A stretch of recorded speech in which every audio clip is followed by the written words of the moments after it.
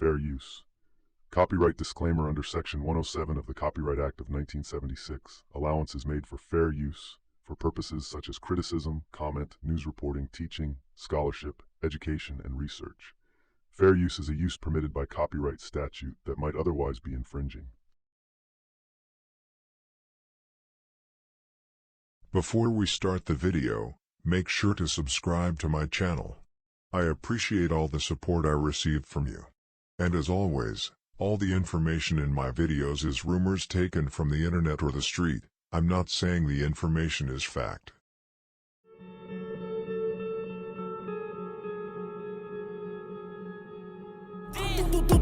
Pick your mans up. Yeah, that's because people used to come through shooting at us every day. And this block, words can't even explain, man. Can't even explain. Yeah, man. Little Scoomy Valley, 05 way on money. Young money, man. They in the building.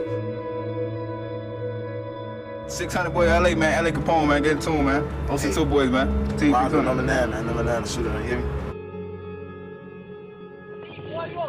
Hey, bitch, you little bitch. Yeah. Fuck is wrong with you? Hey, I am Brick Squad. Brick Squad, boy. Fuck is you talking about, boy? You have to be willing to die or go to jail for 100 years if that's the lane that you're stepping in. You have to understand that whether you're 15, 16, you got to think like a man. You know what I'm saying?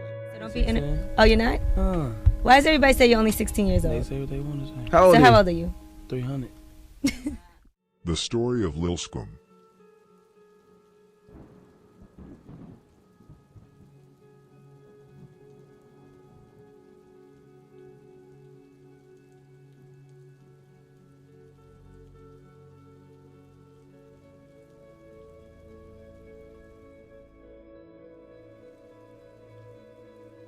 This is the story of Lil Scoom from GME/Burleyboyz/Roblox.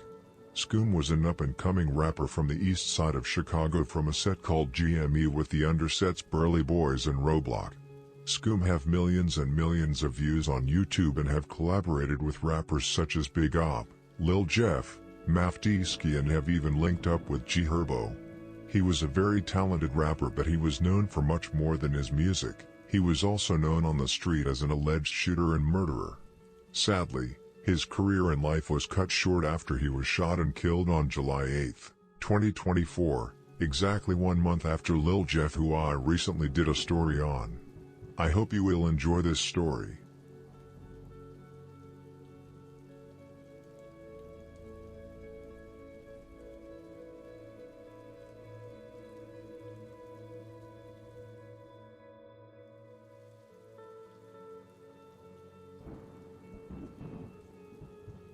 Lil Scoom, whose real name was Assyrian Hogan, was born on May 12, 2006, in Chicago, Illinois.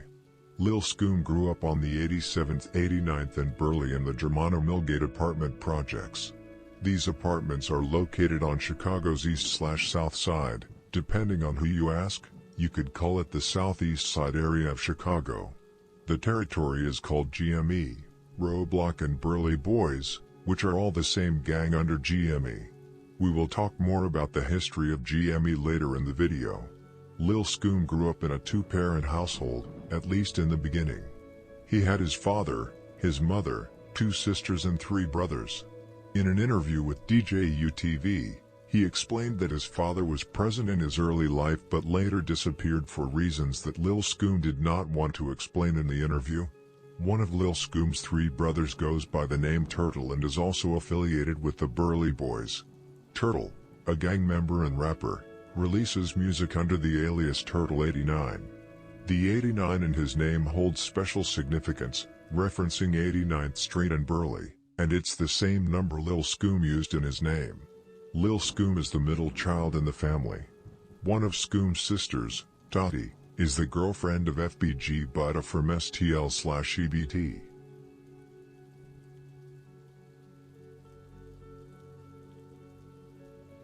Lil Scoom's other brother, the oldest, is Lil 40, a well-known alleged shooter and killer from NLMB who were located in Terrortown. In 2019, Lil 40 allegedly killed Safe from Death Row 085, allegedly along with J. and Diesel from NLMB. I was the first to reveal this, no one knew it before. Previously everyone thought it was the Latin Kings or Wacko Earl due to the fact that Arrow and Fat Lord from Death Row shot and killed an innocent man in Latin Kings territory. The man they killed, named Eric, was a licensed concealed carry holder and he managed to kill Arrow in the middle of getting shot himself.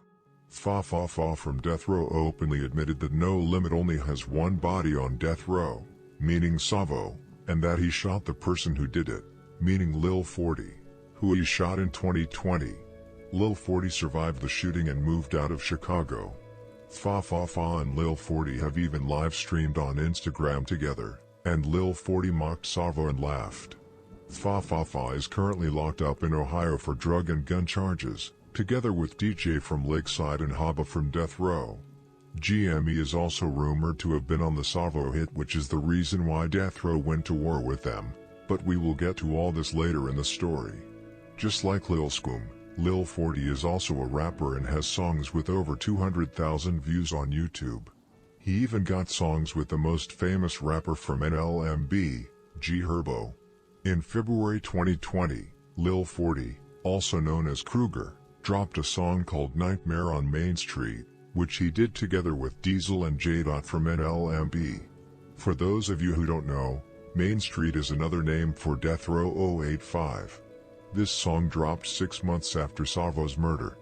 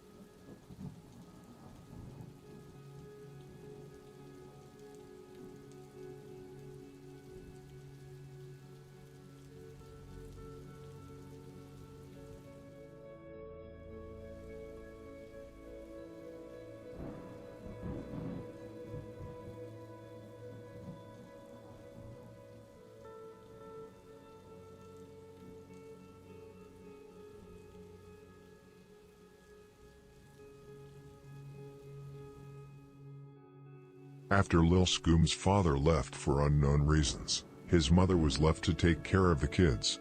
Due to Lil Scoom losing his father figure so early, it led to him going out with friends and getting into mischief instead. Already at the age of 10, Lil Scoom started smoking weed, which his mother found out and punished him by beating him. He then stopped for 2 years but started again when he was 12, which led to his mother punishing him again. This caused him to quit again, but once again went back to smoking when he turned 15. During this period he also invented other criminal activities, such as stealing bikes and basketball rims, shoplifting at Family Dollar, play fighting with his friends, throwing rocks and whatnot. Mostly petty stuff that many young people have done when they were small and didn't know better. It was only when Lil Scoom turned 15 that he really jumped off the porch and started committing more serious crimes. He started stealing cars together with 7 Mo, a member from GME/Rudeville/9 block who was 3 years older than Lil Scoom. Lil Scoom stated that he liked to steal fancy cars to cruise around the city and impress girls. He was only 15 years old at the time, but he knew how to drive. At the age of 15, Lil Scoom experienced his first arrest and subsequent charge as a juvenile. The arrest, related to narcotics, resulted in him being detained but released later that same day.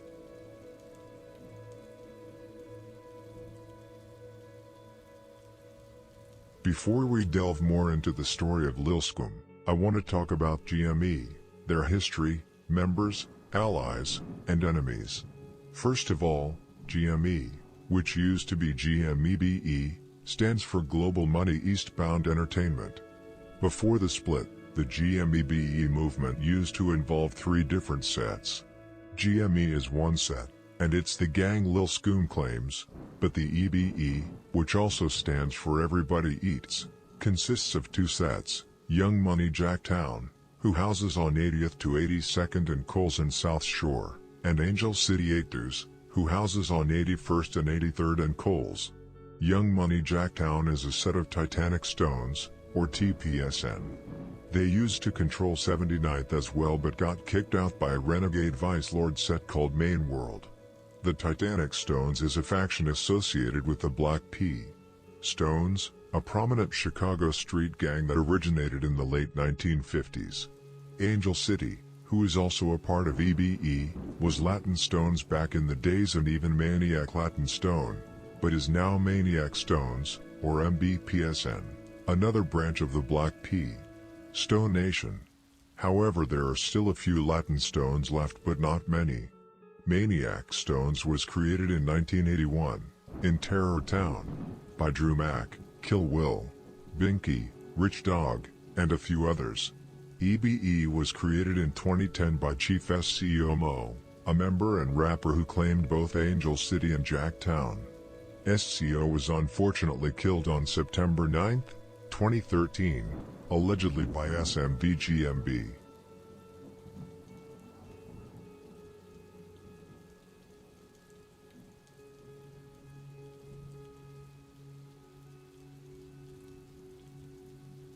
GME, Global Money Entertainment, on the other hand, the gang Lil Scoom claimed, houses on 87th to 89th Burley and Mackinac, hence the name, Burley Boys, which GME also calls itself. In the beginning, before the name GME was created, it was called South Sea, South Coles. South Sea has been active for a long time. For example, they created Jamar World when they together with Outlaw City killed Jamar from 035 Lawless in April 2010. 035 Lawless is today known as 757. Global Money Entertainment was founded by a South Sea member named Ro, whose real name was Romello Golden. Ro was known for his kind heart and was loved by many. His girlfriend, Trishawn, often shared how Ro encouraged her to sing in the music group he created, GME, as he was passionate about making music. At the time, Trishawn sang in a local church choir, which is why Ro believed she would be a great addition to the group. However, she always declined his offers. Tragically, Ro's life was cut short on June 13, 2012. That evening, Romello and Trishawn were walking together, engaged in a heartfelt conversation about music. After walking for a long while, they were just 6 blocks away from Trishawn's home when they encountered someone unexpected, Keon, a childhood friend of Ro's, along with one other companion. Keon and his friend approached slowly, greeting Ro with a handshake and asking, "What you on?" Ro calmly replied, "I'm cool." In an instant, Keon pulled a semi-automatic weapon from his coat. Acting on instinct, Ro pushed Trishawn forcefully out of harm's way. In the heat of the moment, Keon fired the weapon, striking Ro 11 times, in the neck, forehead, and outer thigh. Romello Golden, only 17 years old, was rushed to John H. Strowger Hospital, where he was sadly pronounced dead.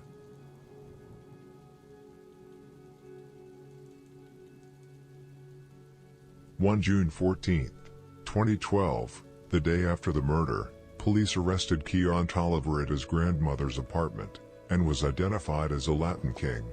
He was sentenced to 47 years in prison. Why Keon killed Ro is unknown, but it is gang-related according to police.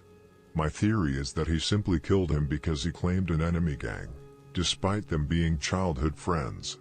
After Ro's death, the name Roeblock was adopted in his honor, a name that most GME/Burley Boys members claim today. Roeblock is the same as GME and Burley Boys.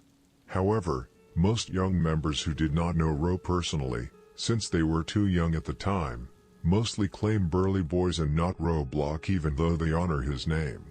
Keon was allegedly a member of the Bush Kings, a gang that have had a years-long beef with South Sea/GME. Another name for South Sea was Shayla City, which was adopted after GME Pistol's sister Shayla Raymond, who passed away on March 8, 2010. The accident happened on Chicago's South Side on March 6 in the 400 block of East 87th. She was on her way home waiting for a bus Saturday night when she apparently ran into the street to get away from 3 boys who were harassing her. She was waiting on a bus talking on the phone to her boyfriend when a group of men apparently approached and started bothering her. He was talking to her and then all of a sudden he heard her yell out, "Don't touch me. Get away from me," and then the phone went dead, said the mother. Witnesses tell police Shayla ran into the street to get away from the men and 3 different cars hit her. Police talked to 2 of the drivers. One driver did a hit and run. Shayla passed away 2 days later at the hospital due to her injuries. Shayla was a freshman at Bowen High School. An honor roll student, she was also a cheerleader, and was in the ROTC.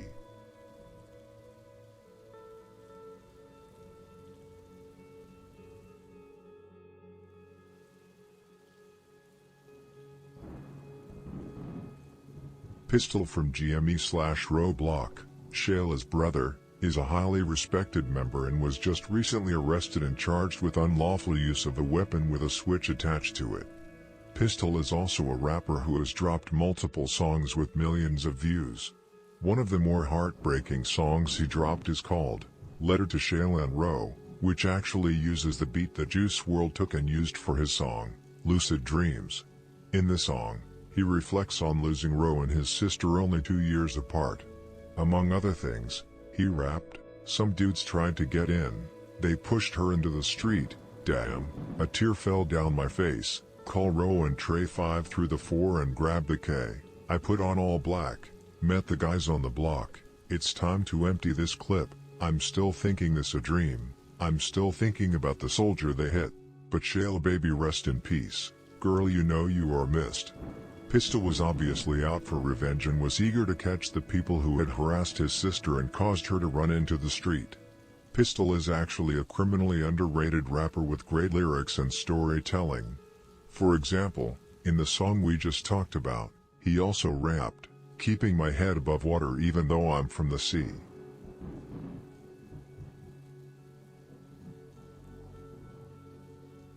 Pistol isn't the only rapper from GME. The group actually includes several talented artists. Some notable members are JP Armani, GME Allo, Lil Chief Dinero, who is a cousin of L.A. Capone, Chief Kiddo, Murda, and the widely discussed GME bands. JP Armani and Lil Chief Dinero are best known for their hit song With the Shits, a collaboration they did with L.A. Capone.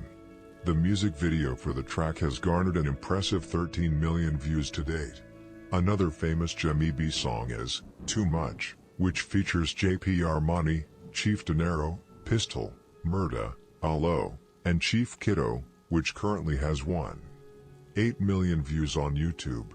The song uses the same beat as NCDA's song, "Bail Out," featuring Rondo No. 9. The crazy part is that every rapper in GME is actually very talented in their group, which is of course split up now, wasn't as very slept on. I highly recommend you check out their archive of songs, all of which have hundreds of thousands of views on YouTube. Sadly, hardly any of them are active with music today, which is a real shame considering the potential they have.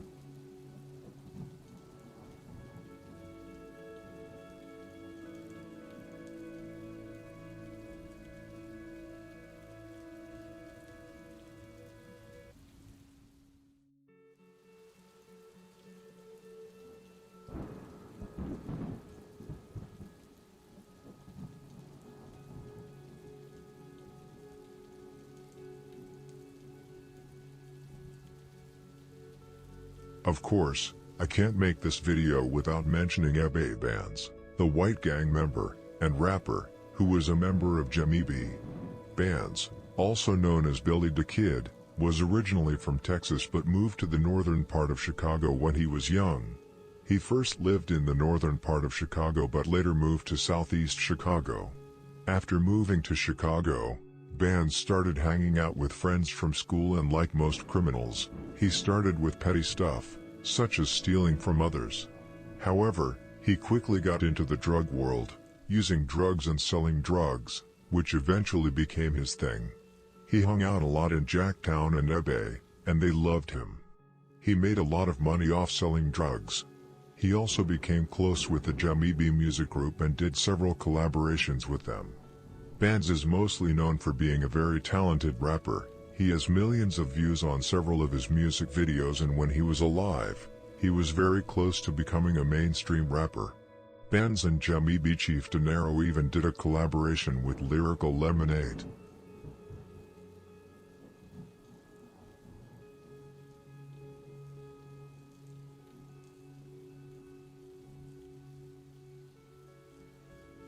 On May 25, 2019, Ebbe Bands was killed in one of the horrifying ways possible. He had first been reported missing on June 1, 2019, i.e. a week after having already been killed, after Rockford police attempted a welfare check and could not locate him. Police found Bands' body dismembered and burned. Bands, whose real name was William Pickering, had been beaten to death with baseball bats. The killers then moved his body and dropped it off in an undisclosed wooded area and then setting it on fire. As I mentioned, Bands was found a week later by the police. All 4 men involved in the murder were arrested and charged. Their names are William Arze, Colton Kennecker, Dakota Graff, and Manuel Ramirez. William was sentenced to life in prison. Colton was sentenced to 32 years in prison. Dakota was sentenced to 35 years in prison. Manuel was only sentenced to 180 days in prison for hiding the body. I will make a more detailed video on Ebbe Bands in the future.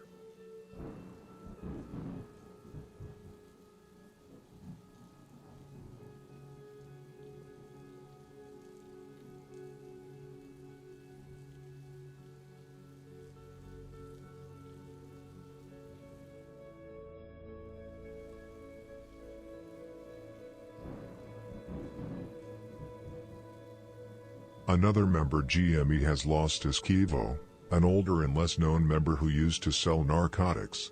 He was tragically gunned down on April 12, 2014, by a guy who wanted to buy weed from him. The man who killed him, Brandon Ewing, was from Alsip but temporarily lived in the apartment complex in the 8700 block of South Burley Avenue to take care of his girlfriend.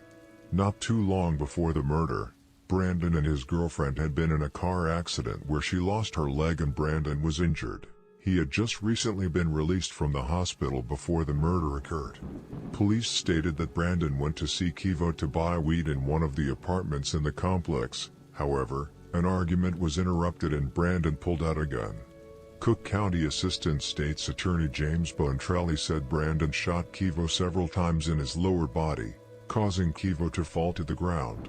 When he did, Brandon stood over him and fired into Kivo's body, Bontrelli said. Kivo, whose real name was Kevin Sanders, 34, was taken to Advocate Trinity Hospital, where he was pronounced dead at midnight. Police found 4.45 caliber shell casings near Kivo's body after the shooting. After the shooting, Brandon fled to a nearby apartment after the shooting, but was shot by someone as he ran off. A large crowd then gathered at the apartment trying to get to Brandon, but the police arrived and arrested him after finding him hiding under a bed inside. A .45 caliber handgun was found hidden in the stove in the apartment. Brandon has several drug convictions on his record, and was sentenced to 4 years in prison in a 2008 case of delivery of a controlled substance. Brandon admitted to authorities that he had fired the .45 caliber, and was taken into custody and hospitalized, police said. In 2017, Brandon was sentenced to 40 years in prison and will be released in 2053.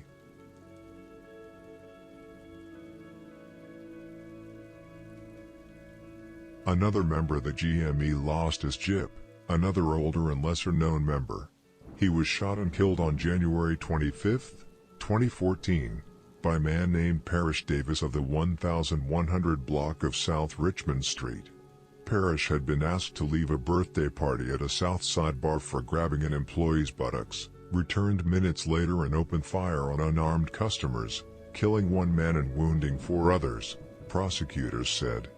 Bar security escorted Parrish, his brother and a friend out of the establishment after Parrish grabbed the buttocks of an employee and began arguing with customers. Parrish and his brother crossed 51st Street, but Parrish returned to the bar with a .40 caliber handgun with an extended clip and opened fire on the crowded lounge. 4 men and a woman were wounded in the shooting.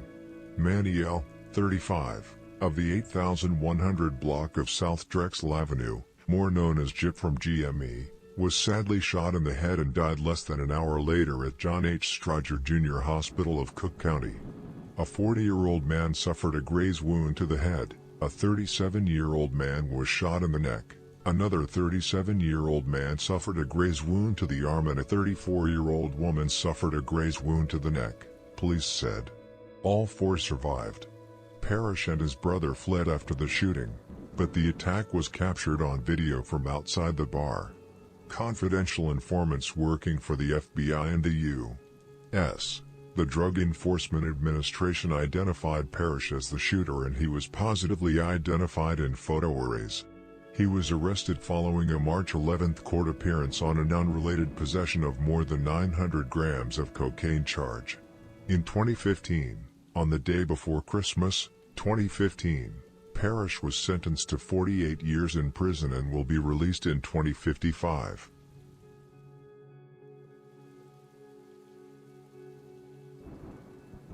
Just a few months later, GME lost another older member, 33-year-old Scotty, whose real name was DeAndre Brown.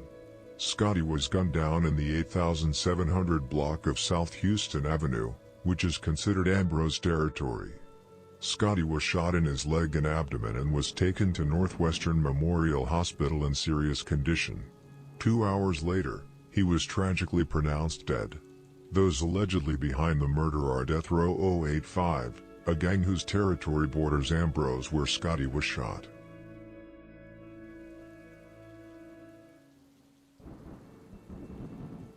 One of the most high-profile and well-known stories when it comes to the story of GME and their members is the double murder of Keena Mo and Lil Mo from GME/Roblox. Lil Mo and Keena Mo were 2 very beloved members from GME/Roblox, and Keena Mo was an actual member, despite being a girl. The 2 were also very close friends and used to hang out together all the time. On January 5, 2016, Keena Mo, Lil Mo and Bravo from GME, who were all teenagers at the time, were walking home from school which had just started after the Christmas holidays. They were walking in the 7600 block of South Dorchester Avenue in South Shore, which is Circuit City gangster territory, a set that has several beefs on the southeast side of Chicago. One of the gangs they have beef with is Mix Mob, a BD/GD set that houses on 79th and Avalon. On this day, Hammerhead and T3 from Mix Mob were out sliding in Circuit City territory and spotted the 3 teens walking on the sidewalk. T3, who sat in the back seat of the Ford Explorer, behind the driver's seat, leaned out the window and started shouting gang slogans and then opened fire at the group. T3 somehow managed to hit all 3 teens despite their attempts to flee from the flying bullets. Lil Mo was hit in the abdomen. Keena Mo was hit twice in the back and once in the leg, and Bravo got hit in the finger and leg. Keena Mo and Lil Mo were sadly pronounced dead at Advocate Christ Medical Center in Oak Lawn. They were only 17 and 16 years old, respectively. Bravo fortunately survived.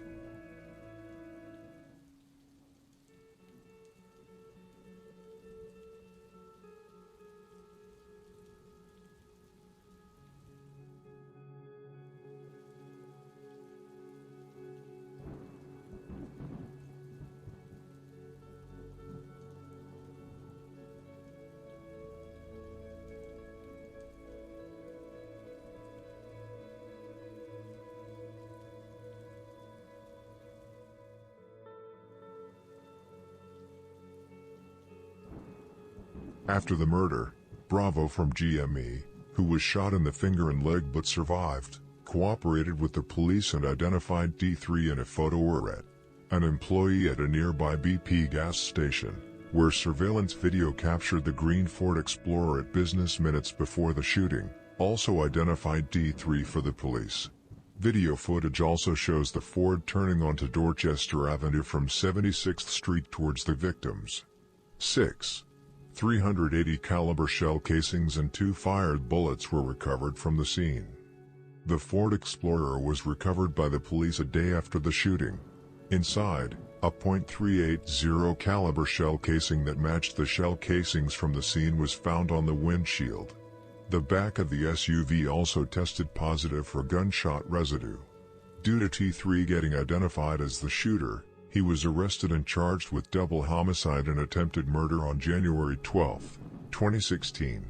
On top of this, T3 was also charged for a 2015 unlawful use of a weapon case and a 2013 aggravated battery case and a 2013 possession of a stolen motor vehicle and criminal trespass to a vehicle case. A week later, on January 18, 2016, the second individual involved in the murder, Hammerhead from Mix Mob, was arrested and charged with the same thing.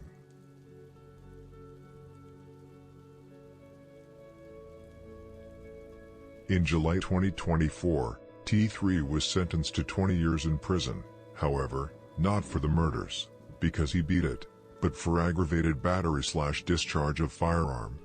He will be released in 2032. Hammerhead, on the other hand, was sentenced to 15 years in prison in July 2024.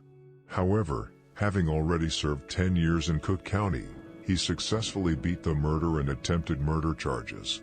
As a result, he was released without serving additional time and regained his freedom on July 10, 2024. When Hammerhead came home, he immediately uploaded a picture of himself on Instagram story with the caption, "We back off 2 bodies. It took 10 years but we back." According to rumors and according to the victims' families, the shots were not meant for Keena Mo, Lil Mo or Bravo. Rumor has it that Mix Mob, who has serious beef with Circon City, thought they were Circon City gangsters members and therefore killed them. Both Keena and Lil Mo were known for dissing on Twitter back in the days. GME is most definitely looking for revenge, especially now when one of their killers has been released. Another rumor suggests that Lil Don from Pocket Town was involved in the hit and was even arrested and questioned before being released. However, I believe this is incorrect. I think the rumor originated from the fact that D3 was previously known as Lil Don, leading to confusion and the mistaken belief that it was Lil Don from Pocket Town.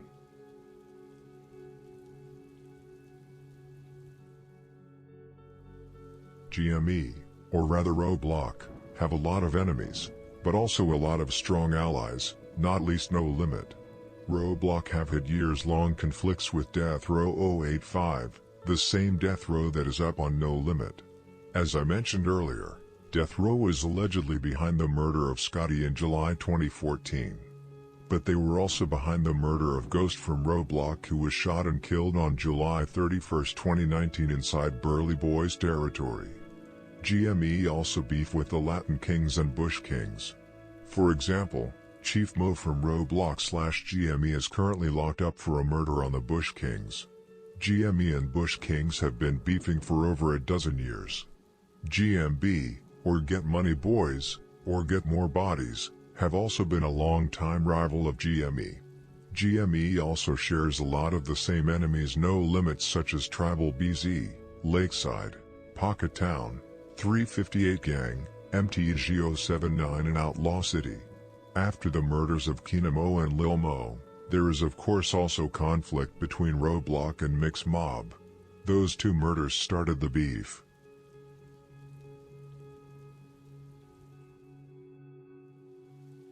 Among GME, Roblox allies, we find the well-known gang No Limit. No Limit and GME/Roblox have maintained good relations in the past 20 years, sometimes more and sometimes less, but always good. Now, for example, with the new generations from Drench Gang and Burleyboyz, the relations are very good. They make music together, slide together, party together and make money together. There are also family connections between the gangs. Earlier we talked about Lil 40 being the big brother of Lil Scoom, but there are also a lot of cousins who are connected between the sets. Not too long ago, Roblox/Burleyboyz slid with No Limit and killed Killaspook from Pocket Town. Emo and Lil B were allegedly the ones representing Burleyboyz on the hit. Lil B was even arrested for it but was released due to lack of evidence. Some people claim 7Mo from Roblox was there as well, but that is only based on ops stating that he was the only slider from Roblox, which is not true.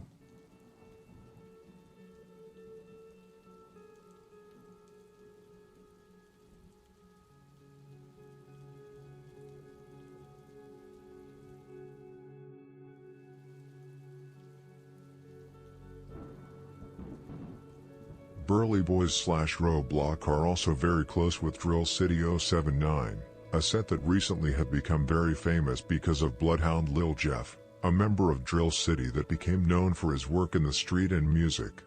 They are also very famous for their beef with Trap City, which started in 2021. Officially fractured in 2023 when Lil Jeff's cousin was killed by Trap City. The cousin in question was Bloodhound Z Money from Drill City, who was shot and killed on March 16, 2023. Z Money, whose real name was Zaire Nelson, was sitting in a parked car in mixed mob territory when another vehicle pulled up beside him, and someone inside opened fire. Z Money was rushed to the University of Chicago Medical Center, where he was pronounced dead at 22 years old. His mother, Kisha, received the heartbreaking call from Z Money's girlfriend, who was screaming in despair, telling her that he was gone.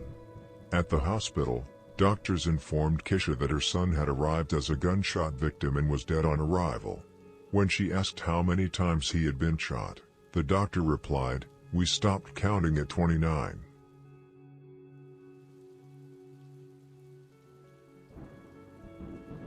Although no arrests have been made, rumors have been circulating, and it's not hard to connect the dots after 06679 ultimately fell apart after Z Money's murder.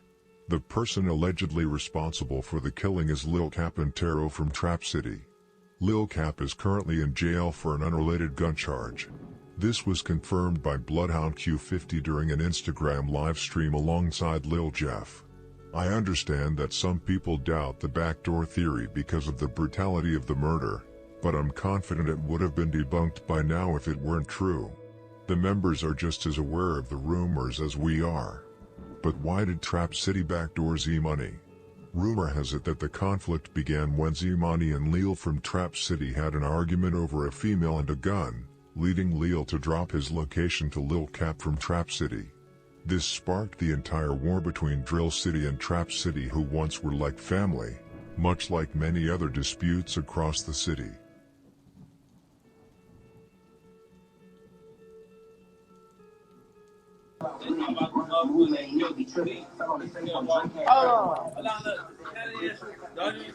The people still alive because he booked right now. The people who kill Z Money is still walking this earth. Hey, this shit ain't tied on my face for no reason. This shit ain't tied on this earth.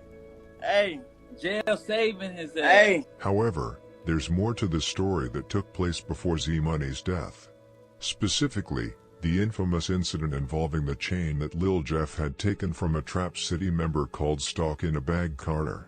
Lil Jeff then came back to Trap City Hood and lied about the situation, saying he lost it during a high-speed pursuit with the police. However, two Trap City members saw through his lie and confronted him, leading to a chase where they began shooting at him. However, one of Lil Jeff's friends emerged from a car and returned fire, hitting one of the Trap City members, who fortunately survived. This incident escalated tension significantly, and Z Money's murder solidified the rivalry, making it an on-site conflict. Members of Trap City actually talked about this incident in an interview with X-Man Rico. Carter himself also spoke about this in an interview. The death of Z Money changed Lil Jeff radically. He went from mostly making money with his homies to becoming a full-blooded psychopath in the street who was daily on the hunt and thirsty for blood. During a 4-year period, Lil Jeff would terrorize his enemies, do countless of drills and drop multiple bodies. He was ruthless and was not afraid to boast on social media about what he had done on the streets. Shortly after Z Money's murder, the situation reached a breaking point for Lil Jeff when Q50 was shot by Trap City. Q50 survived the shooting, but it was enough for Lil Jeff to lose it. According to Q50, Lil Jeff went wild after the incident and allegedly killed Lil from Trap City.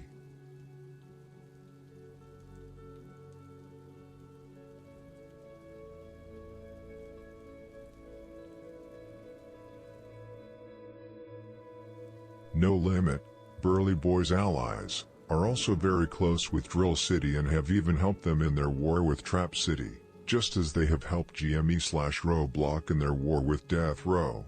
Drill City and NLMB have been friends for a long time, even before Drench Gang and Shorty Mob were created. In fact, No Limit Cairo's brother, Noodles, is a top hitter from Drill City 079 who is currently serving 26 years in prison for attempted murder.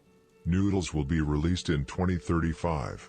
Even senior members from No Limit and Drill City were very close back in the days, especially Boz Blizz from NLMB, who was the father of Drench Gang Pharaoh. In recent years, both Shorty Mob and Drench Gang, which is the same thing as NLMB, just different subgroups, have been helping Bloodhound/Drill City in their war against Trap City. For instance, Shorty Mob was allegedly the ones who killed Vel from Trap City on October 19, 2024. Shorty Mob was also allegedly the ones who slid on his funeral, which led to his sister getting killed at the funeral.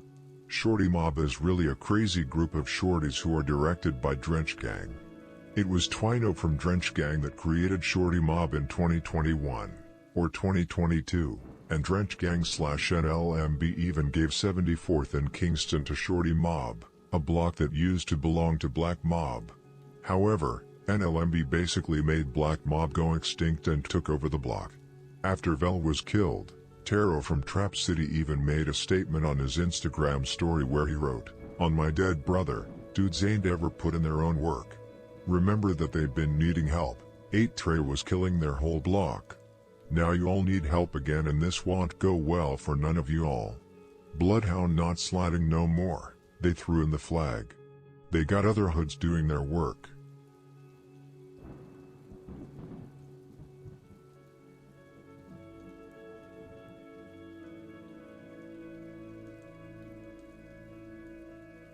Lil Scoom was very close with multiple members from Shorty Mob such as Lil Will, Baby Splat, Lil Slide and Double R. Lil Will was even present when Lil Scoom was killed.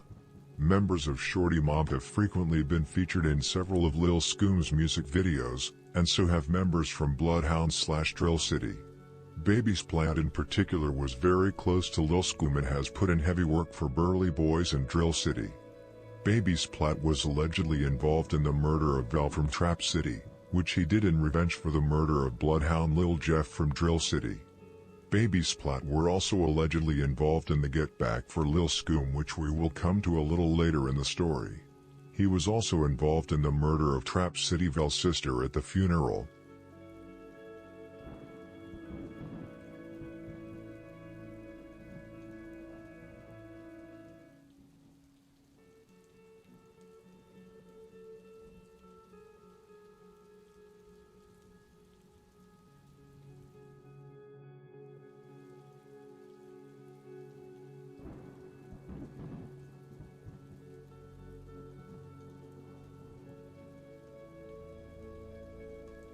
GME and Ebe were close for a long time before their official breakup in 2022, which did not end on friendly terms, quite the opposite.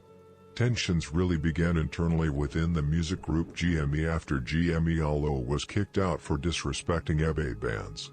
Over time, the group faced further setbacks as legal troubles dismantled it, with several members, including Pistol, Bravo, and Kiddo, ending up behind bars. However, this was just within the music group. Roadblock, Jacktown and Angel City were still cool even though some tension arose after Alo had been mocking Ebe bands. The beef between Roadblock and Ebe started much when new generations of gang members came up. The reason for all of this is because Ebe's younger generation, ESD, which is the younger groups of Angel City and Jacktown, are very close with a set named Tootie Gang/GBG, and I mean very close. GBG stands for Get Busy Gang. However, this is a troublesome relationship since Drench Gang, an elite group of killers and shooters from NLMB, and the young generation of No Limit, Shorty Mob, are beefing heavily with Hootie Gang/GBG. And guess who chose No Limit's side in the beef? The answer is of course, Roadblock/Burley Boys. This is the reason why Lil Scoom always hung out with Drench Gang and Shorty Mob.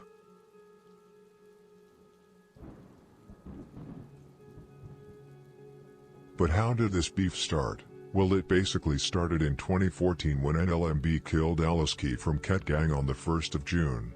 Ket Gang was the name of a set before the name Hootie Gang was adopted in late January 2018, after their member Hootie was shot and killed. Ket Gang is a reference to their main street, Marquette. Aloski and Hootie have two things in common.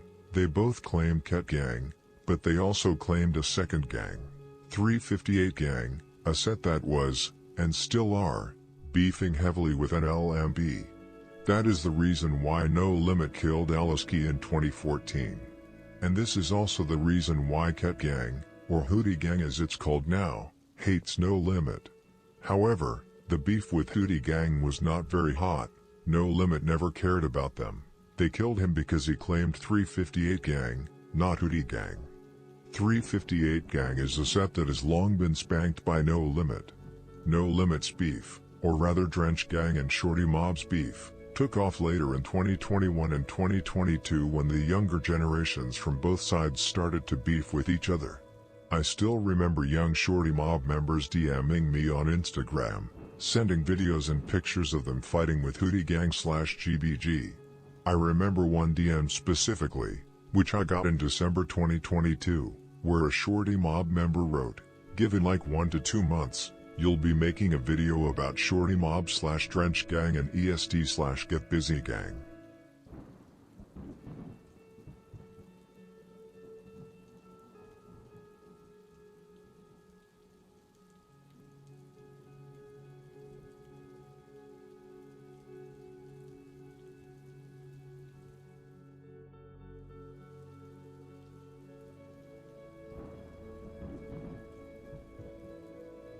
So what happened to cause this massive split between GME and Ebe? Well, a murder happened, however it was a murder neither was involved in. Lil 30, also called Lil Curtis, from Hootie Gang/GBG, was killed on October 11, 2022. Hours before the murder, Lil 30 had robbed Lilo from Drench Gang and taken his gun, a very nice pistol, a camouflaged Glock with a drum magazine. After he took it, he gave it to Riga from 358 Gang, who were very close with Hootie Gang, as I mentioned. Riga then uploaded a story on Instagram with the pistol along with the caption, "Tell Drench Gang Lilo to get his pipe pack." This made Lilo furious, because only a few hours later, Lil Curtis was found shot and killed in Mona Gang's hood, a set that is allies of No Limit. Lilo had either followed him there to kill him, or it was Mona Gang that had seen him and given away his location. After Lilo allegedly killed him, he hopped on a bus, of course filled with cameras, wearing a bright white jacket. Police could not identify his face, but in an Instagram story uploaded by Drench Gang Veru a day before the incident, you could see Lilo wearing the same jacket. Lil 30 was only 17 years old when his life tragically ended, and his name was mocked heavily on the internet, and Drench Gang got even more feared than they were before. They had gotten back within hours, which sent a clear message to Hootie Gang and 358 Gang not to beef with them. I also believe Lilo was pressured by the rest of the gang to do something quick. Somebody taking your gun and parading it on social media is not acceptable within the gang culture.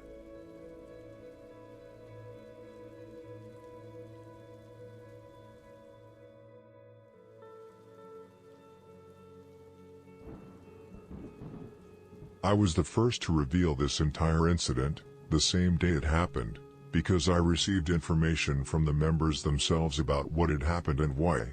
Another thing I was also the first to reveal is that just a week later, Lilo was arrested and charged with first-degree murder, not the murder of Lil 30, but of an innocent man called Smock who was shot and killed on October 21, 2022, while sitting in his car with his girlfriend.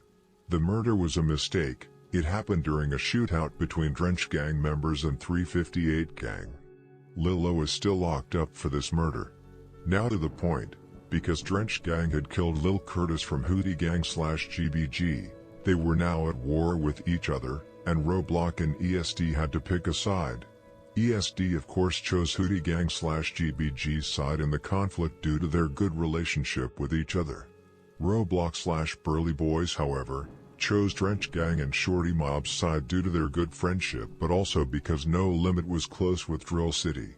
Lil Scoom, Pharaoh and Lil Jeff also had the rap collaborations going. It was an obvious choice for them considering they were already friends. This led to the official split between GME and Ebe because the young generation is now the ones doing the killing, and the ones doing the killing are in charge.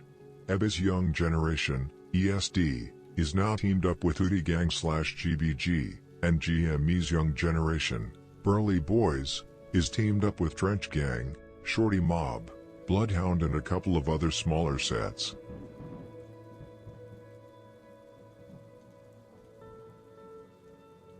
Back to Lil Scoom. Before jumping off the porch, Scoom was a talented AAU basketball player. Notably, he played alongside Robert Dillingham, the 8th overall pick in the 2024 NBA Draft. Lil Scoom also played basketball at the Hyde Park Academy High School. Basketball was obviously Lil Scoom's biggest passion during his childhood and teenage years, but once he dropped out of high school at the age of 18, in 2024, and went deeper into the street, he stopped playing. Scoom went to Innovations High School in Chicago in the Loop, and the reason why he dropped out is because 2 students were shot and killed outside of the school in late January, 2024. The students he refers to are Monty and Lil Rob from BKN/Nitty Block. This double homicide was actually a high-profile case. I still recall the day it happened, and a journalist asked if I had any information on who was responsible, which I didn't at the time. This case drew significant attention because it occurred in downtown Chicago, near Wabash and Washington Streets, as the victims were leaving school with a group of friends. The police even held a press conference in response to the incident. Of course, now we all know who was allegedly behind the murder: Bloodhound Lil Jeff together with other members from Burley Boys' allies, Drill City.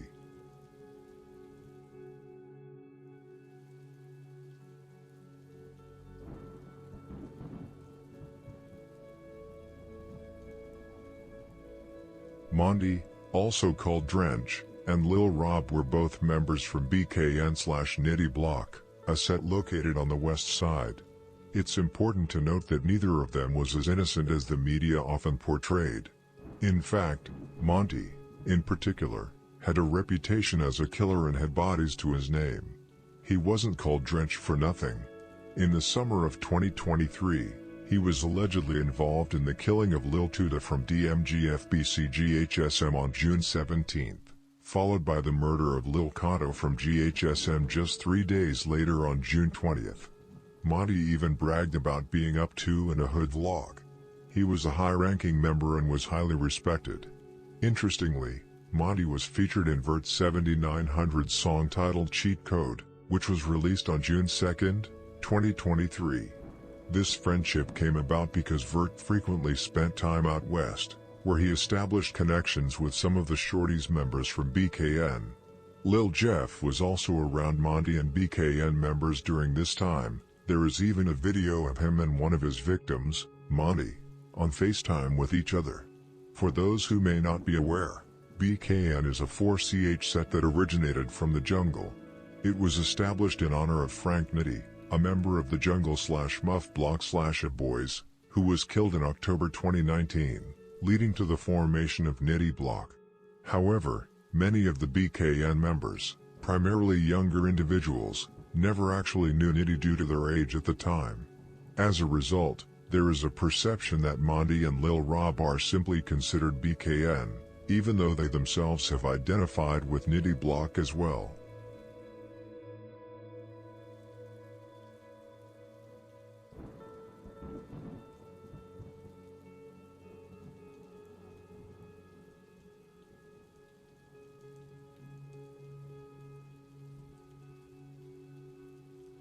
So what was it that led Lil Jeff to allegedly killing both Monty and Lil Rob in such a brutal and risky way? Well, it was because Monty had stolen watches from Lil Jeff. Some claimed Monty had robbed Lil Jeff. However, while not unlikely, I actually highly doubt it was a robbery. Lil Jeff was a full-blooded savage at this time with several bodies under his belt and kept it on him at all times, so I doubt he would let anyone rob him without somebody getting shot. Most people say Monty stole the watches from Jeff and then claimed that he had robbed Jeff. And in the drill world, whether the robbery story is false or true, Jeff looked like a fool who got his watches taken from him by another gang member that later flexed with them on Instagram to ruin Jeff's reputation. According to Lil Jeff, Monty had asked him to borrow the watches for a pic but then just ran out of the crib with it. The sad thing about this is that the watches were most likely fake and that Jeff probably had taken them from someone else, so it was mostly likely not his to begin with. Get Back. From BKN paraded it in a music video a couple of months back when Bloodhound and BKN went back and forth dissing each other, and other BKN members have done the same in various hood vlogs. However, the saddest thing is that two young men with their whole life in front of them died over this nonsense.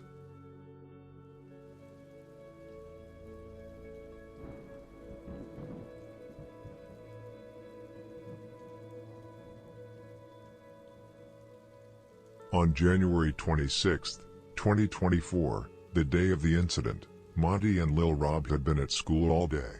However, they weren't focused on schoolwork. Instead, they spent their time smoking and recording videos just hours before their deaths. About 4 hours prior to the murders, Monty posted a video with Lil Rob, showing them smoking at the very spot where they would later be killed. Additionally, Poohman from BKN uploaded a photo of Lil Rob holding an assault rifle just a few hours before everything unfolded. At around 12:26 p.m., Monty and Lil Rob were walking out of school when a dark-colored car and a dark-colored SUV pulled up. Several gunmen dressed in dark clothing, including one of the drivers, jumped out and approached the two from behind, opening fire. Monty and Lil Rob were both struck multiple times. The gunmen quickly returned to their vehicles and sped away, all within 20 seconds. Many of you may have seen this surveillance footage, but I won't be showing it here or recommending anyone to watch it. The same goes for the video of the aftermath, where Monty and Lil Rob are seen lying on the ground. Lil Rob appeared unconscious, likely already dead, while Monty struggled to take his last breaths before also losing consciousness moments later. It was truly horrific. Bystanders tried to assist, but both were too severely wounded. The two teens were rushed to a nearby hospital, where they were pronounced dead. Both were shot in the chest and Monty was also shot in the hip.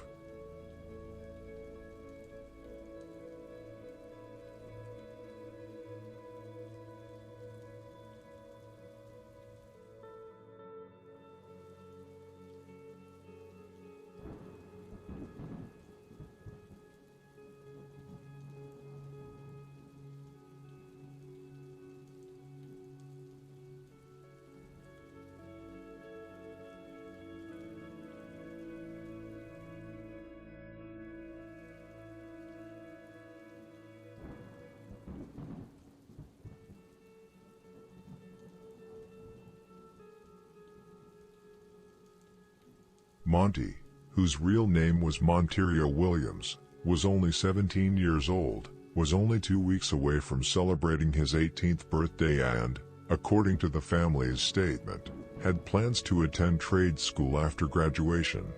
Blondian, Monty's mother, mentioned that he had tracked down a good school to attend after graduation that morning, which he was excited about, and that she had dropped him off at school. It was the last time she talked with her son and saw him alive. Lil Rob, whose real name was Robert Boston, was only 16 years old when his life ended. A statement posted on social media by the school read, in part, "This incident has devastated our students, faculty, staff, and community at large. We appreciate the outpouring of support as our school grapples with this senseless act of violence." Chicago Police Deputy Chief John Hine called the shooting a senseless act of violence and noted that the jacket of a woman who was walking in the area was grazed by a bullet. Community activist Andrew Holmes told the Chicago Sun-Times the families of both students are devastated and want to know who is responsible for killing them. "Whoever is responsible has no respect for human life," he said. According to news reports and journalists, multiple shooters emerged from the vehicles, with some claiming as many as 6. It's hard to determine the exact number from the surveillance footage, but it's likely between 4 and 6. The names I've heard associated with this hit are Lil Jeff and Vert from Drill City, Q50 from MTV, and Slick and Glizzy from Dottie Road.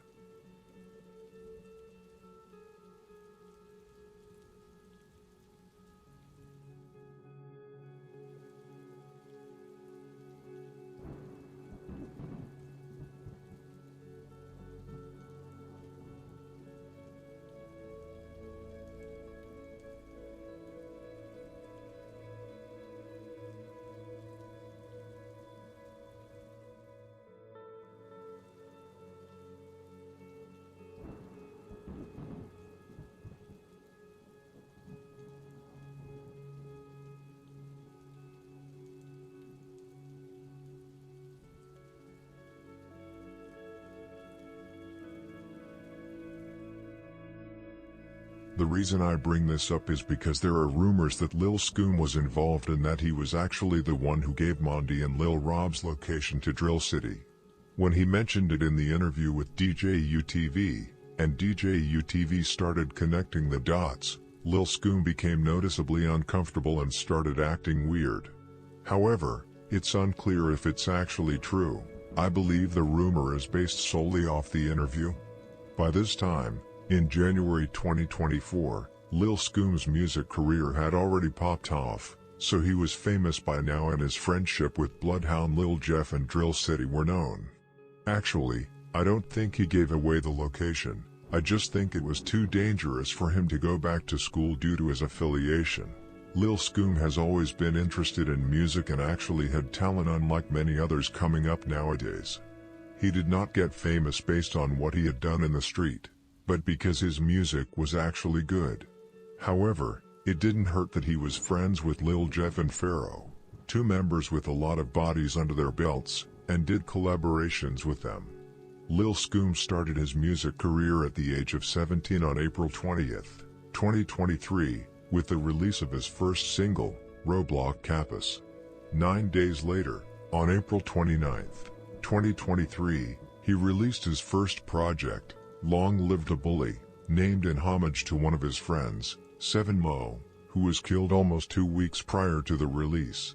7mo from Burleyboyz was one of Lil Scoom's closest friends and he was shot and killed on April 15, 2023, while standing on the sidewalk in the 13,000 block of South Champlain Avenue. This area is known as the Altgeld Gardens and the address where 7mo was killed is controlled by a set called Pirate Gang. 7mo also claimed Rudeville and 9 Block, 2 BD sets. The first rumors said that it was Death Row/Buff City together with Rawtown that was responsible for the murder of 7mo, however I doubt it. 7mo was also claiming 9 Block and Rudeville, and according to information I have received, it is because of beef in the 100s that he died. This loss took a heavy toll on Lil Scoom and make no mistake, Scoom was out sliding after this.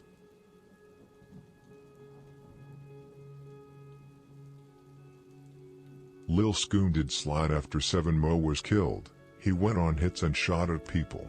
However, to my knowledge, Lil Scoom never scored on any set.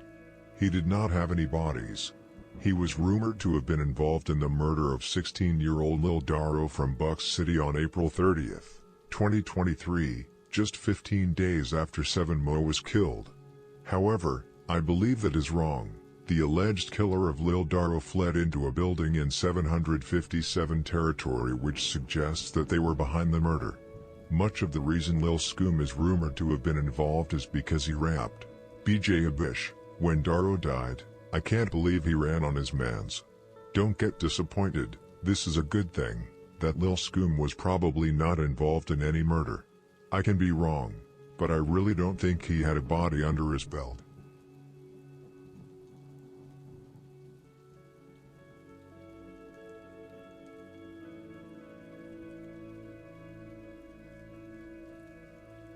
Lil Scoom was Burleyboyz's ticket to fame and money. He has millions of views on YouTube and still gets millions of views. As I said before, Lil Scoom had real talent and has always had a passion for music and rap. In the intro to one of his music videos, Big Boy, which was released a few months after his death. A video of Lil Scoom as a kid at the airport was shown where he sat with his headphones and practiced rapping. That's what's so refreshing about Lil Scoom, that he actually had talent and wasn't known for putting in work on the street, much like the rappers that came up during the Golden Drill era, such as Lil Herb, Geef, Lil Durk and FBG Duck. On October 13, 2023, Lil Scoom released his second project, Welcome Home Baby Blowski, which included hit songs such as Drench M. Lil Scoom started gaining traction in his music career following a feature on Big Op's December 4, 2023 song, What They On, which racked up over 400,000 views on YouTube. In that song, Lil Scoom really showed his talent and people wanted more music from him. Later that same month, on December 22, 2023, Lil Scoom's career hit a new level with the release of his hit single, Nightcrawler. It later became his first song to hit 1 million views on YouTube and currently has over 4 million views. I'm just rolling on my team. Just got a new phone and a new Call of Duty team. Yeah, everybody know it, man. All my cousins shouldn't come over here. At the beginning of 2024, Lil Scoom signed with Signal Records, a sub-label of Columbia Records. With his popularity continuing throughout 2024, Lil Scoom went on to release his third project, Welcome to Bottomland on May 7, 2024, which included a feature from fellow Chicago artist Maf Deesky with the song, Scoom to City. The album also included the hit song Button Land, which currently has 4.5 million views on YouTube. In the summer of 2024, Lil Scoom dropped one of my favorite songs by him, Running with Grave Diggers, featuring Bloodhound Lil Jeff and Big Op, which currently holds over 5 million views. The song was released on June 28, 2024, just 2 weeks after Lil Jeff had been killed. Lil Jeff had through music become one of Lil Scoom's best friends, and his death took a heavy toll on him. Lil Jeff was killed on June 8, 2024, while sliding on Trap City. He had jumped out of the car and started shooting and chasing a man up the porch to a house, but a man inside the house was ready, and shot Lil Jeff over a dozen times. Q50, Vert and T-Slick, who were also on the hit, watched their friend die in front of them.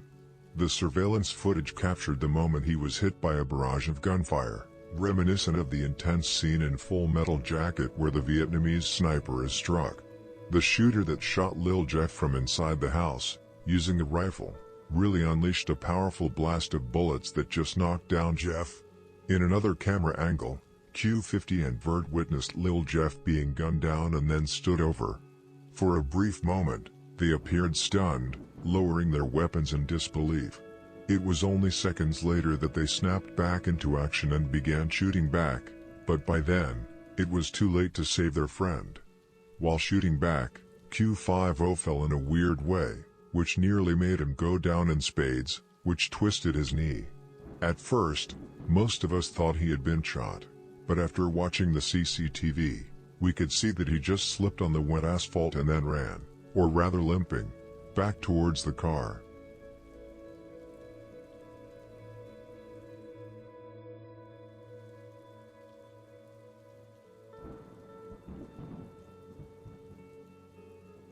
As I mentioned, this murder took a heavy toll on Lil Scoom, just like it did after he lost 7 Mo. Lil Scoom wanted revenge and was actually out sliding on Trap City with Burley Boys, Shorty Mob and Drill City, however without success. Scoom didn't have much time either, because only a month later, Lil Scoom would meet the same fate. Lil Scoom uploaded several tribute stories on Instagram after Lil Jeff was gunned down. In one story, he wrote, "We used to be in the studio tweaking. Damn, I miss you, blood. I got to continue this journey by myself now. I love you. And you know what we talked about, so I may make sure I finish what me and you started."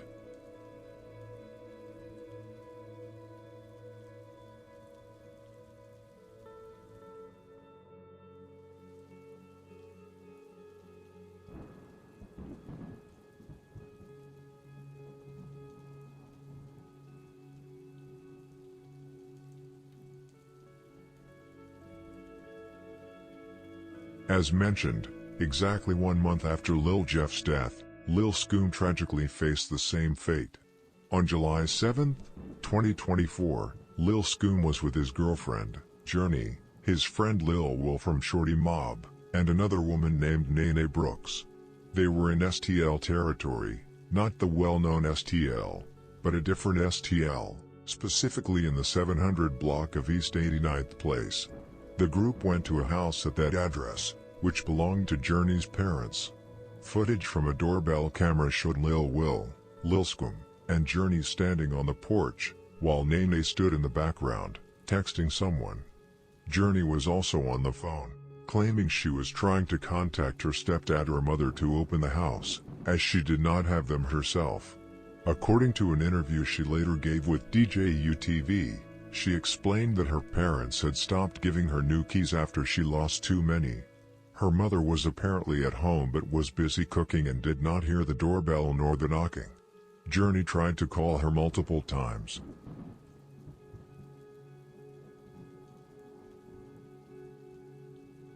Initially, Lil Will, Lil Scoom arrived at the porch first, with Journey and Nene reportedly still at the store to buy woods. When Journey and Nene joined them, after getting a ride from Journey's stepdad, she remarked that the door was locked and she didn't have a key. When she said this, Lil Scoom replied, "MF can't do this, this is an easy death trap." Journey chimed in with, "Yeah, y'all finna die." Scoom asked, "Who?"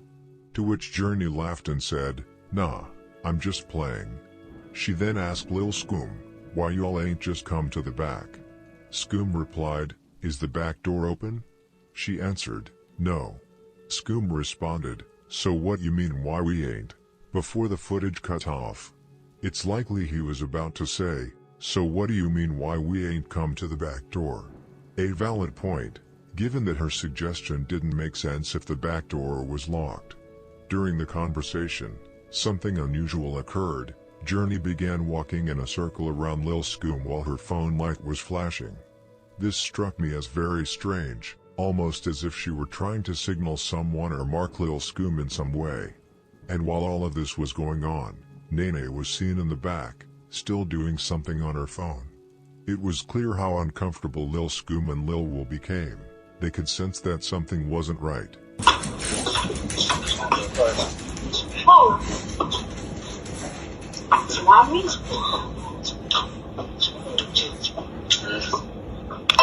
your key.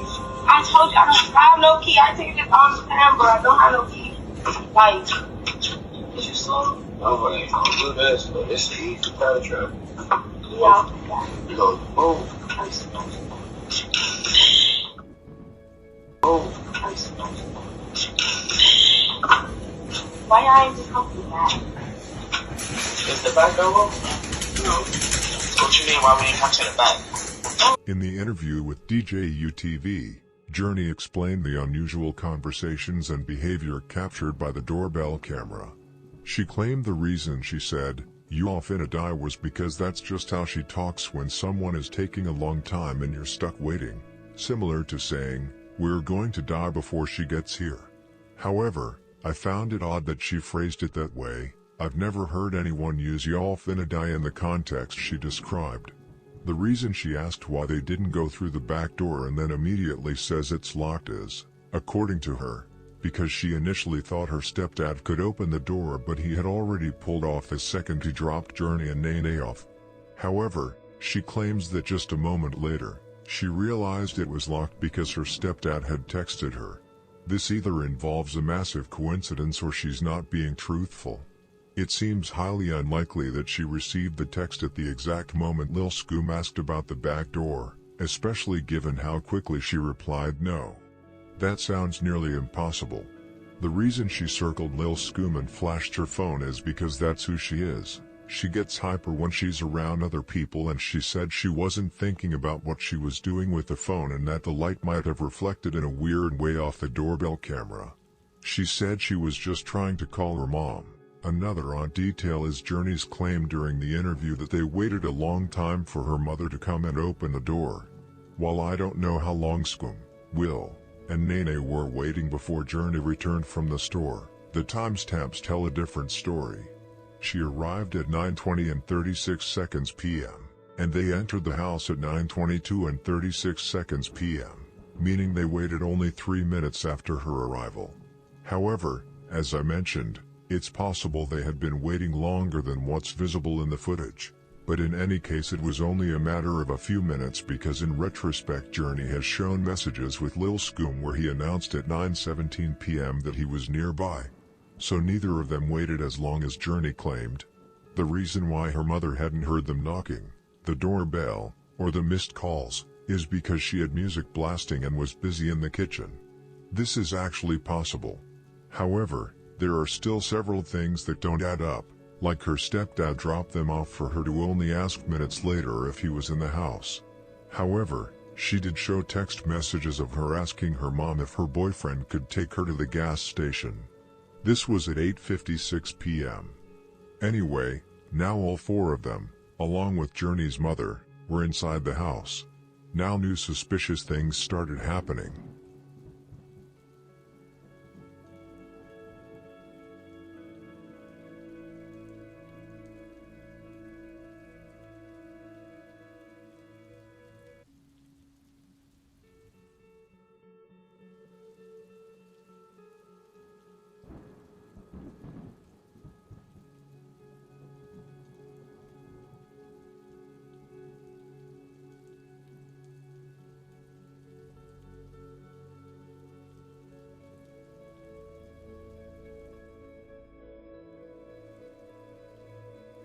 Like I said before, Journey wasn't the only one acting weird on the porch. You could also see her friend, Nene, in the back doing something on the phone.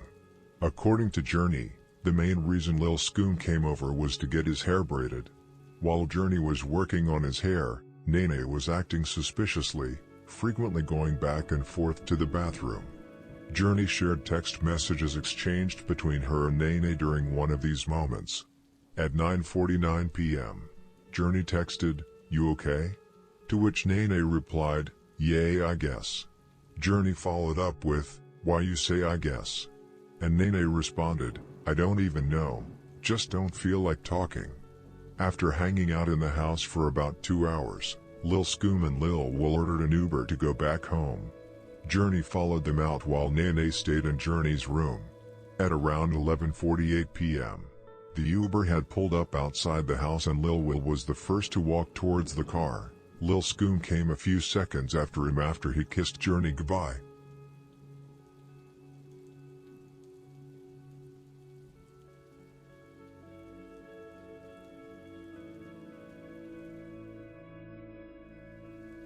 As Journey turned her head and walked back to the house, and as Scoom and Will walked towards the Uber, shots started to ring off in the air.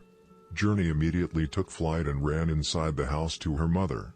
Lil Will was hit in both thighs, but he managed to run and throw himself into the Uber.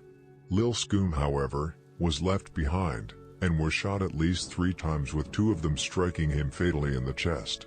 What took place later is like something out of a movie. Once the police responded to the call and came to the scene, officers actually spotted a suspect on foot with a gun and pursued him. During the chase, the suspect fired bullets at the officers. A 10-1 emergency was called, leading to a significant police response from multiple districts, including CPD SWAT, but the suspect still managed to escape from what must have been an absolute wild chase. Both Lil Scoom and Lil Will were taken to the University of Chicago Hospital. Lil Will, 16, fortunately survived, thanks in large part to his quick thinking in the situation. Lil Scoom, however, whose real name was Assyrian Hogan, was tragically pronounced dead at the hospital shortly after midnight, only at the age of 18. Lil Scoom is remembered as a young, passionate and talented rapper who had the future and success ahead of him. He should have been more careful about how he moved, especially around the ladies. Lil Scoom and Journey had only been dating since April 2024, only 4 months before he was killed. I'm not saying she set him up, it's impossible to know, same with Nene. There are text messages circulating on the internet where Nene supposedly confirms that she set him up, but it's no telling if those are fake or not. Journey stated in the interview that she believes Nene did it but did not want to say why, but that she received information from members that nobody else knows about. It's a very messy situation with multiple people claiming different things, and fake text messages making it difficult to know exactly what happened. It could be that both Journey and Nene were involved and later blamed each other, or that neither of them was involved. It's difficult to know. Journey and Nene had been friends since high school. They were very close, so I'm guessing Lil Scoom trusted her being around him because of Journey, which he never should have done.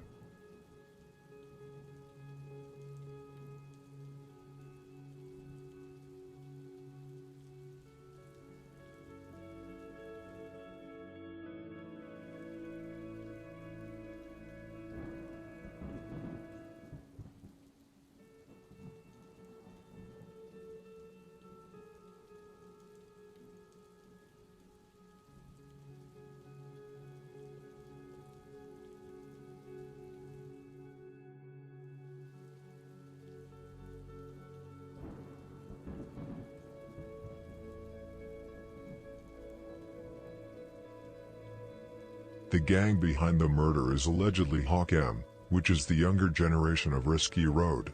There is a rumor of a member who is allegedly responsible, Turbo from Risky Road / Hawk M. However, it could very well be false. The rumor stemmed from a fan, who pretended to be a member on a fake page, writing to Turbo, trolling and mocking him. Turbo then started mocking Lil Scoom and said that Lil will try to run but that he can't walk anymore. However, regardless if it was Turbo or not, it was most likely Risky Road that was behind the murder as revenge for the murder of Lil 30 from Hootie Gang / Get Busy Gang, a set that Risky Road is teamed up with. Lil 30 was killed by Lil O from Drench Gang, the chiefs of Shorty Mob, who Lil Will was a member of, and Lil Scoom was affiliated with. Lil Scoom also mocked Lil 30 heavily after he was killed. And last but not least, Lil Scoom was a face.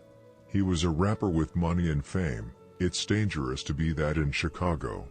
The mock reported on social media after the murder, from all kinds of gangs, Risky Road, Death Row, Latin Kings, Raw Town, Pocket Town, Lakeside, ESD, Hootie Gone and many others. The whole war in the Southeast has intertwined with the wars in the 100s. It's like the Wild West.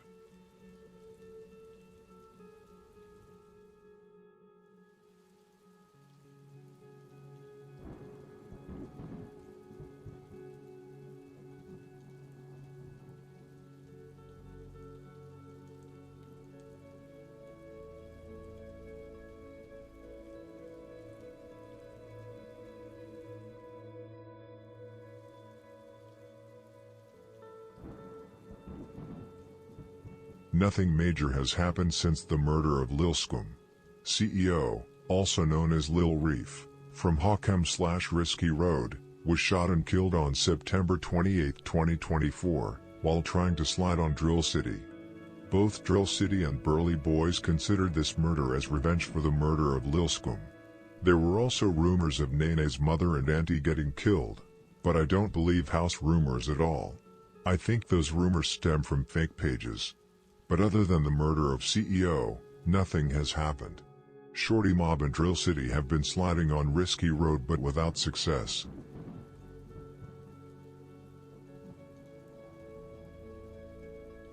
This was the end of the story of Lil Scoom from GME/Roblox/Burleyboys. We will miss his talent as a rapper and it's a real shame we didn't get to see how far he could have come. Thank you for watching the video and don't forget to like, comment and subscribe. May God bless you all.